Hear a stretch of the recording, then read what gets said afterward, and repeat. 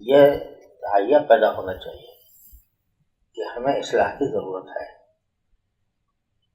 اگر یہ ضرورت ہی کا احساس نہ ہو تو پھر کوئی حاصل نہیں. جب ضرورت ہی کہ انسان کو پتہ ہی نہیں، وہ سمجھتا ہے میں ٹھیک ٹھاک ہوں بالکل، تو پھر اس کو اصلاح کا راستہ کیسے نکلے گا؟ پہلے تو یہ سمجھنا چاہیے کہ میں اصلاح کا محتاج ہوں. عیب میرے اندر جو کچھ اپنے سوچے آدمی اپنے اندر کہ میرے اندر کیا کیا عیب ہے، اور پھر اس کے مطابق اصلاح کی فکر کریں. اب اس میں جو یہ تعلق ہوتا ہے اصلاحی تعلق یا بیعت کسی سے، اس کا جو اصل مقصد ہے وہ تو یہ ہے کہ جو انسان کے باطنی اخلاق ہے وہ درست ہو. یعنی ایک تو ظاہری اعمال ہے، ظاہری اعمال جو کر رہے ہیں الحمدللہ اللہ تعالیٰ کا شکر ہے کرنے، اس میں بھی جو کچھ کمی کوتاہی رہ گئی ہے اس کو درست کرنے چاہیے. کسی کی نماز قضا ہے وہ ادا کرنے چاہیے، روزے قضا ہے وہ ادا کرنے چاہیے وغیرہ. لیکن جو اصل تصوف کا یا تو طریقت کا یا سلوک کا جو اصل مقصود ہے وہ باطنی اصلاح ہے. آدمی کے اندر تکبر ہوتا ہے، اس کو احساس نہیں ہوتا. آدمی کے اندر حسد ہوتا ہے لیکن اس کو پتہ نہیں ہوتا کہ میرے اندر حسد کی بیماری ہے.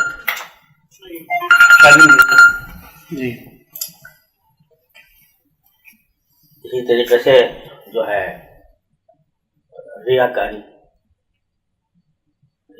جو ہے آدمی کو پتہ نہیں چلتا کہ میں ریاکاری کر رہا ہوں. اور اگر ایک متکبر کو یہ پتہ چل جائے کہ میں متکبر ہوں، یہ احساس ہو جائے تو پھر وہ تکبر نہیں کرے گا. لیکن تکبر ہوتا ہی ہے کہ وہ خود کو سمجھ رہا ہے کہ وہ ٹھیک، حقیقت میں تکبر مبتلا ہوتا ہے. اسی طرح ریاکاری کے اندر مبتلا ہوتا ہے. حب جاہ، حب مال کے شہرت کی خواہش کی طرف لپکنا، لوگوں کے دلوں، لوگوں کا معتقد ہونے کی فکر کے بڑے معتقد ہو جائیں لوگ، یا اور یہ ساری بیماریاں ہوتی ہیں. ان بیماریوں کی اصلاح ہے، ایک کا علاج ہے اصل تصوف کا مقصد. اور ساری چیزیں جو ہے وہ سب اس کے تابع ہیں. یعنی اگر کچھ اذکار بتائے جاتے ہیں، تسبیحات بتائی جاتی ہیں، تو یہ معمولات بتائے جاتے ہیں، یہ سب اس لیے ہیں تاکہ اس مقصد کے لیے راہ ہموار کریں. اور اس کا اذکار اور اوراد اور معمولات جو بھی ہیں ان کا حاصل یہ ہے کہ تقویت پیدا کریں. جو شیطان اور نفس کا مقابلہ کرنے کے لیے آدمی کو قوت کی ضرورت ہوتی ہے. یعنی اب نفس مچل رہا ہے کسی گناہ کے لیے، اب اس کو اس کی جو شدید خواہش دل میں پیدا ہو رہی ہے اس کو رد کرنے کے لیے، اس کو پیچھے دھکیلنے کے لیے قوت چاہیے، طاقت. یہ اذکار جو ہے یہ طاقت ہے، یہ طاقت پیدا کرتے ہیں، انرجی پیدا کرتے ہیں. بلکہ آدمی اگر اخلاص کے ساتھ اور مداومت کے ساتھ کرے، پابندی کے ساتھ کرے تو وہ پیدا کرتے ہیں. تو اب اس میں دیکھنا یہ ہوتا ہے کہ میں میرا معاملہ فلاں کے ساتھ ہے، اس معاملے کے اندر کوئی پہلو جو ہے وہ اس کی تحقیر کا تو نہیں ہے، اس کی جو ہے اپنا اس کے اوپر مجھے مرتبہ جتانا تو نہیں ہے، تکبر تو نہیں ہے. یہ ہے سارا. اب یہ جو اذکار و اوراد تھے یہ محض ایک تقویت کے لیے تھے، اصل مقصود وہ ہے. اب لوگوں نے بس اس کو بنا لیا کہ بھئی اذکار بتا دو، کچھ کر دیں گے تو کر لیں گے. لیکن آگے جو بیماریاں ہیں ان کی اصلاح کرنے کی فکر نہیں. یہ اخلاص ہونا چاہیے، اخلاص ہے پورا یہ نہیں. خشوع ہونا چاہیے، خشوع ہے پورا یہ نہیں. اور تواضع ہونی چاہیے، تکبر نہ ہونا چاہیے، وہ ہے کہ نہیں. حکیم محمد قدس اللہ تعالیٰ سے رو کے بعد جب ہم سیوان نبی رحمۃ اللہ علیہ گئے نا پہلی بار، تو چلتے وقت حضرت مولانا سلمان ندوی صاحب رحمۃ اللہ علیہ نے حضرت سے پوچھا چلتے وقت کہ حضرت مجھے کوئی نصیحت فرمائے. تو حضرت فرماتے ہیں کہ میں سوچا کہ اتنا بڑا عالم ہے, یہ نصیحت مانگ رہا ہے تو کیا نصیحت ہو. اللہ تعالیٰ سے دعا ایک لمحے ہو جاتی ہے, وہ تو دعا کی تو اللہ تعالیٰ نے دل میں ڈالا کوئی ہمارے یہاں تو اول و آخر اپنے آپ کو مٹا دینا ہے, اول و آخر اپنے آپ کو مٹا دینا ہے. تو یہ کہتے ہیں کہ جو جملہ کہا تو حضرت فرماتے ہیں کہ ایسے کر کے کہا تھا اپنے آپ کو مٹا دینا, تو اصل کے دل پہ جا کے لگا اور اسی وقت ڈھیر ہو گئے اور آنکھوں سے آنسو جاری ہو گئے.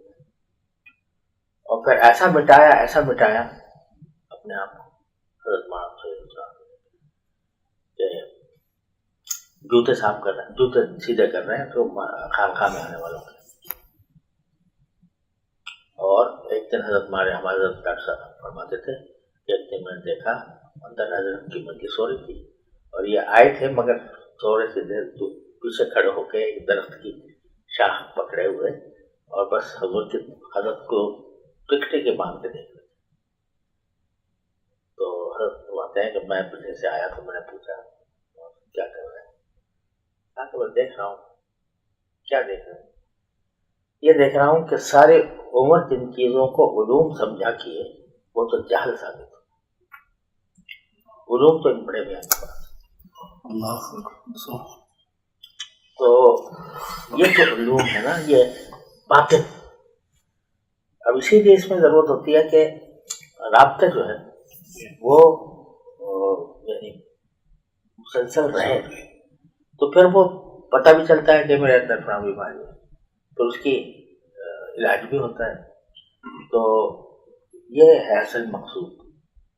اب لوگوں نے رسمی طور پر ایک تعلق قائم کر دیا, کبھی مل گئے کبھی نہیں مل گئے, کبھی خط لکھ دیا کبھی نہیں لکھ دیا, کبھی جو ہے اس میں آ گئے کبھی نہیں آئے.